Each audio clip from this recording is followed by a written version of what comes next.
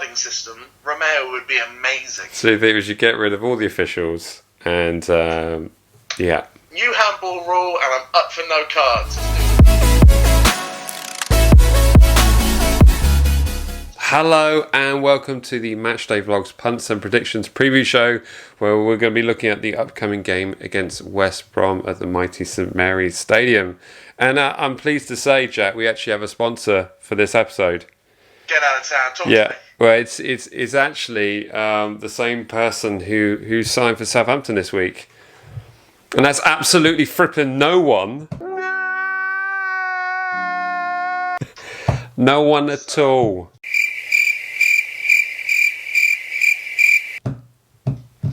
Yeah, but Ross Barkley went to Aston Villa, so that means Loftus-Cheek must be coming to us. That's the best thing I've read about Southampton this week. is that Aston Villa signed Ross Barkley? That's the best thing that's happened to us this week. Yeah, it's a loose link. Who knows? Hold on, sorry. No, the best thing that happened to us this week was that Danny Ings and Ward-Prowse got called up to the England squad again. It's always good news. It is good news, but you are left thinking, are they going to pick up an injury for a nothing game for England? Anyway, I don't want to digress into any kind of negativity, but I'm sorry to bring that up there. I'm just feeling a little bit bitter from the fact that we're with the lack of activity. But before we get jumping into the subjects, we need to set a like target, Jack. What are we going to go for? You smashed 45. Yeah, we smashed it last time with a mighty 46 at game time, so you did it pretty well actually, right on the bun. What are we going to go for this week? I mean, I was thinking like a slightly unaudacious 48, but I'm going to go an outrageous 51. 51. That is very specific. So a match game on Sunday midday, we're going to be looking at that lights target. We're hoping it's going to say 51. Yeah, tell your friends, tell your wife, tell your kids. That's what we can do. Fantastic. Right, so looking forward to Sunday. Well, should we have a quick recap of the game on Saturday night? I think it was a confident display. I think it had some faults in it. It had some nervy moments, but yeah, well disciplined. 1-0 win at Burnley. That's not the easiest thing to do, and I don't think it's been done certainly at the top level for a considerable amount of time. So all in all, a good 3 points, but going back to the subject that we talked about earlier in this episode and in the previous episode, is our squad is incredibly shallow and it's just making us nervous. But Jack, any thoughts on the Burnley game? Vestergaard gave me a little ray of sunshine. So I mentioned it on the day. Good shout. He performed. Listen, to say he had an amazing game is wrong, but to say he put in a solid performance and didn't look shaky, didn't put a foot wrong in, he looked better than Jack Stevens did the last few games. Yeah. So agreed. That's good to know that that's there. But yeah, then after that, it's like, right, small bone, Wilkins. Tell her it's really thin. Mm-hmm. And I just want someone in the centre mid. Like I said, Loftus-Cheek. It's just someone to fill that role. Yeah. Just need it. Yeah. No, I think that's a good assumption. So, but all in all, we are happy to get some points on the board. Apart from that, the Burnley game, Bednarek had a great game. Ings looked on form. Yeah, good link-up play with Adams as well.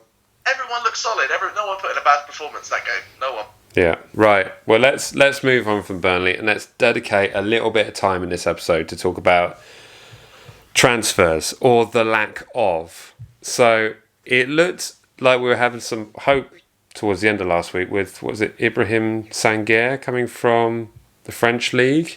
Yeah. And everything was looking okay, and then all of a sudden he went to PSV and everyone was going crazy. But apparently it was down to the inability to get a work permit.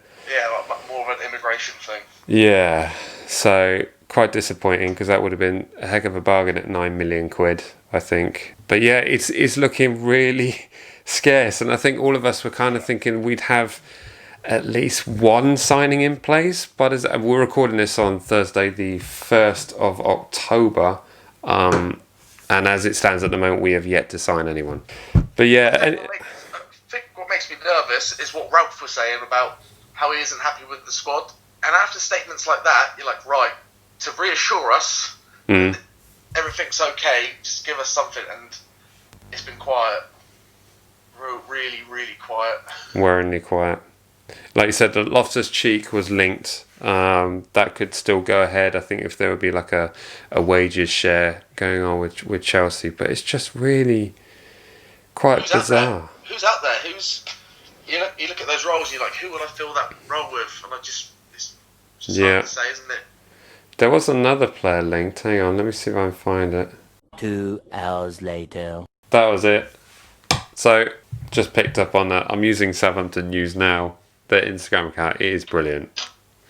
So I'm just going to credit them, stick it somewhere there. Go and check them out.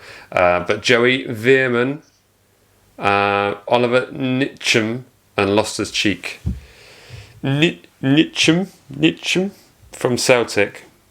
That one's been bumbling around for a while. Anyway. It's a worry, but you never know. Small Bone might just suddenly go on a tear. He might. Not really a solid defensive midfield player though. That's my worry. Hey, if they get rid of the carding system, Romeo would be amazing. If they just got rid of that little silly aspect of the game. So you think we should get rid of all the officials and I'm up for the new handball rule and I'm up for no cards. Let's do this. Yeah, let's go for a Mad Max football system. That'd be great. Sounds good. So there we go. That's pretty much the bleak aspect on transfers at the moment. So moving ahead to West Brom. Now West Brom have had a bit of a mixed start to the season. They started off with a 3-0 loss to Leicester. I believe were they at home for that one? I think they were at home for that one. And then they lost 5-2 to Everton. And the weekend past, they drew with Chelsea 3-3 after being 3-0 up at half-time to an appalling Chelsea side in the first half, I must say. They seemed to show up in the second half. But how are you feeling, Jack? Are you confident for this one? You know what? Beginning of the season, I was like, obviously, I think West Brom aren't going to do very well, and I still don't think they're going to do very well, but they score goals, they're quite good on the break, and that's kind of, a worry for us. And so, with the high line, for me, this is a game of who can score first. Right. And just own whoever can take control of the game first is going to win it. It's just two sides right now. One who I think we could beat, but also think could beat us on their day. Yeah. It really, really worries me about how much they score. They score a lot. They are scoring goals, but then again, they've also got quite a few defensive weaknesses. So they are garbage at the back. They're absolute garbage. West Brom are terrible, and and Danny Ings should expose the hell out of it. Yeah. I'm hoping this is going to be the high-scoring game for us. This is here we are. We're back now. Right, let's level foot. Let's get a signing in.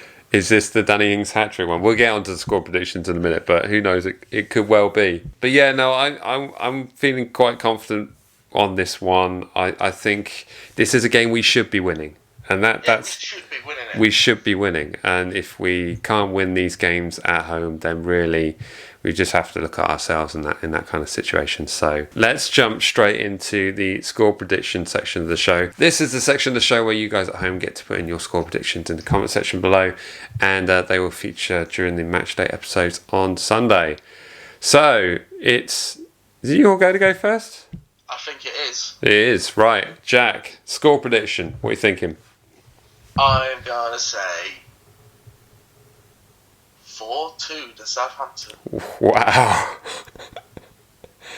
Goals. Yeah, some could say I could have said 2-0, but nah, we're going 4-2. Wow. My goodness. Well, I'm going to go for... Right, you're going 4-2. Yeah.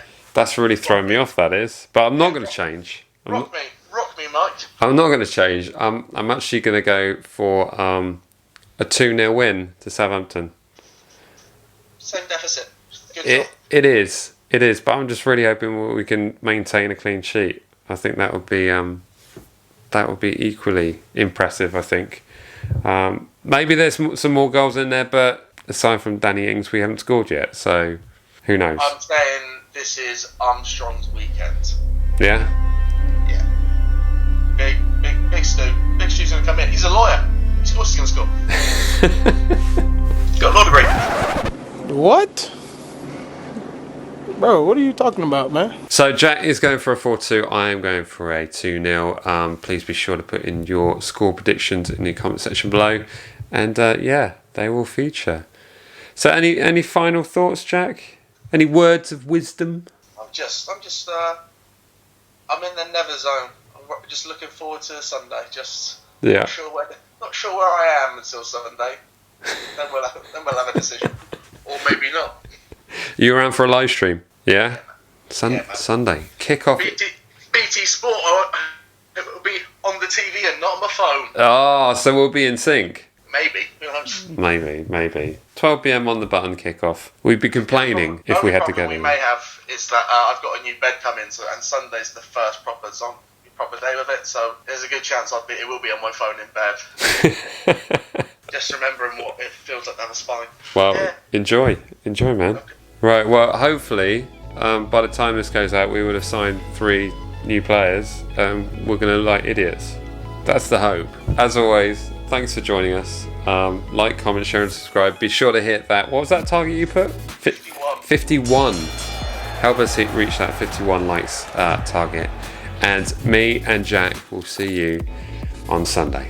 All right. See ya.